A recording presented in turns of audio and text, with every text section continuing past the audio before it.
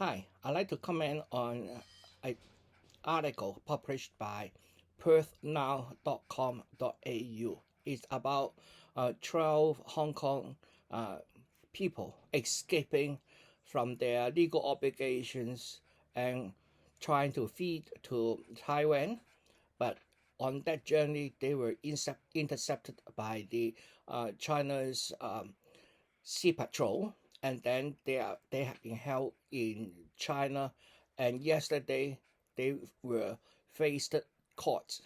They all admitted to the guilt, and taking that into consideration, the court have meted out the sentence today.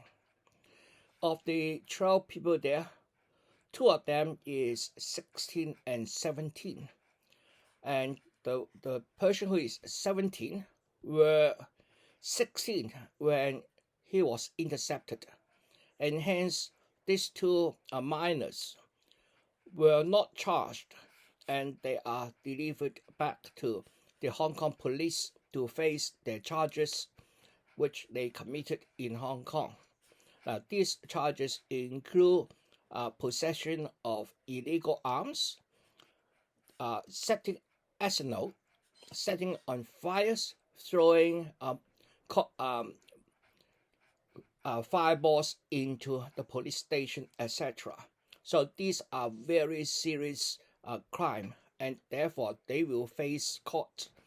Actually, they have faced court, and this is during their bail they escape, and therefore the court has already issued an arrest warrant for them. So when they came back to Hong Kong, they are in Hong Kong police custody, and while they are allowed to contact their family, but they will face court tomorrow, and what will happen to them next depends on the independent judiciary system in Hong Kong. For the other 10 people, 8 of them were sentenced to 7 months of jail and a fine of 10,000 RMB. That is about 5,000 Australian dollars. About 2,000 Australian dollars.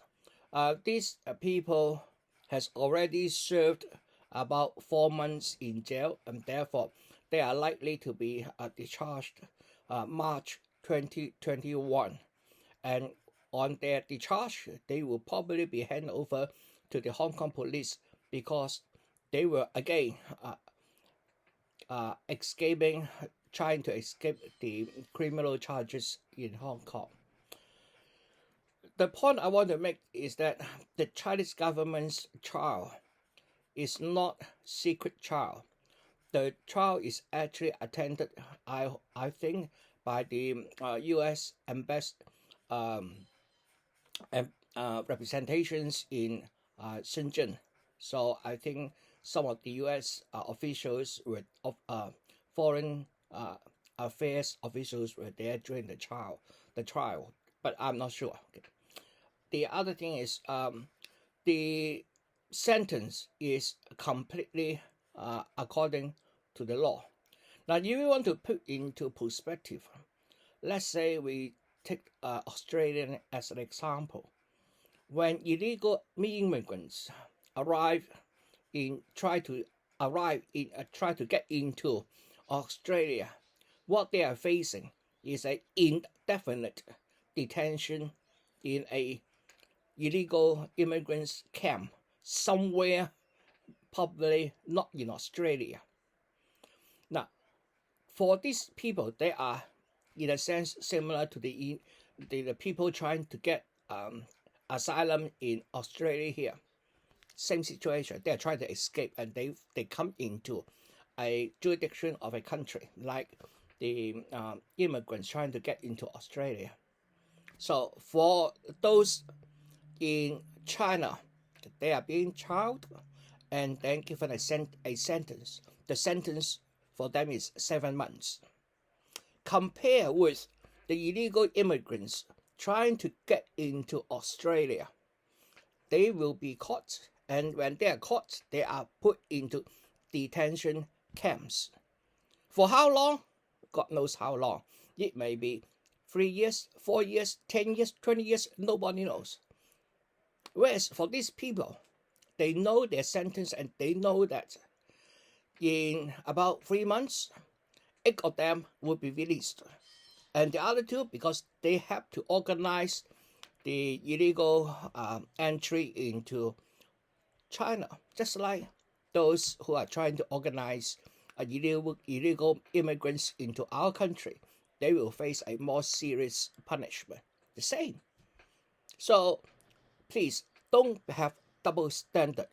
If we want to hold up a standard, we have to hold up the same standard to every government.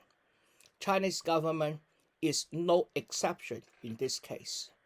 Our Australian government do the same. United States, we know that Donald Trump tried to build up a wall in the southern border with Mexico. But when illegal migrants are entered into United States, they call them aliens. These aliens are again put in the detention camps. If they are accompanied by minors, they separate the children from their parents.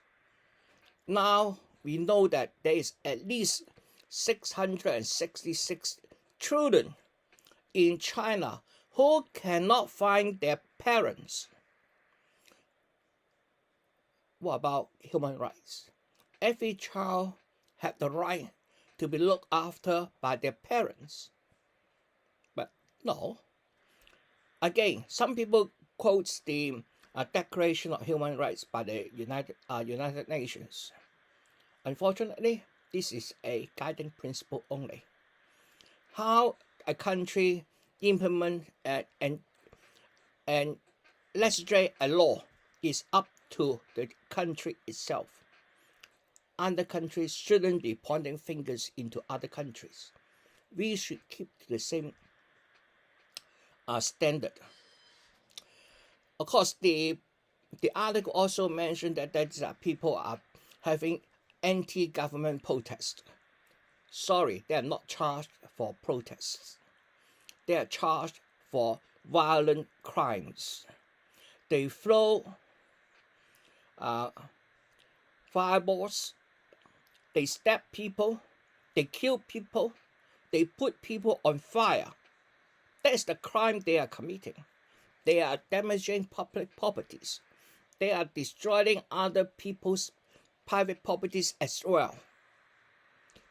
They are charged not because they not because they participate in anti-government protests. No, that's not true. They were charged because of their violent actions in the riot in 2019. Hong Kong is the place where I was born. I hold the place very dearly in my mind. I was very saddened by the violent acts by these criminals en masse against these law-abiding citizens in Hong Kong. Hong Kong have over 7 million people, and they are holding the 7 million people's livelihood as a ransom for their unreasonable political demands. They have committed in every measure terrorist acts. They are trying to frighten the people in Hong Kong by violently throwing fires, setting on fires, beating up people who disagree with them, setting a man on fire, and throw a stone and kill an old man. This is the crime I'm talking about. It is not about protests or anti-government protests. Hong Kong has always allowed civil peaceful protests. When these people is all masked up, remember that's 2019. At that stage, we don't need masks. They wear helmets. They have facial masks. They wear goggles. Nobody can recognize them. And under this, they committed violent crime against the law-abiding citizens in Hong Kong. So don't tell me that they are anti-government protests. No, they are not. Simply, they are terrorists. For any country, these criminals must be put to jail, if not for life. I don't pity them because they have damaged Hong Kong very, very much. After the riots, Hong Kong also faced the COVID-19, just like any other country in the world. Now, Hong Kong's economy is in limbo. People are losing jobs. They can't open up their restaurants. Tourists is not coming. And everything is on a downhill route. The only way to come out from this is to put the law back and put these criminals behind bars. I'm glad that these 12 people actually knows who they are. We have news that there's another 5. We don't know who they are, who escaped to Taiwan. And after their arrival, they disappear. They just vanish. Nobody knows what is happening to them. We don't know, are they alive or dead? We don't know. Are they being held secretly by the Taiwan government? We don't know. What we do know is the organizer who organized them to go to Taiwan reported they're missing. Unfortunately, nobody cares. So these 12 people has been lucky. If they have arrived in Taiwan, they will be missing forever. They will be missing forever. I'm glad they were intercepted. At least their life is safe.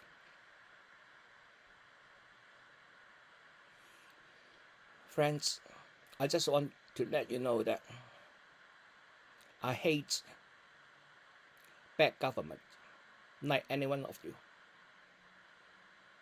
But I must be fair to every government.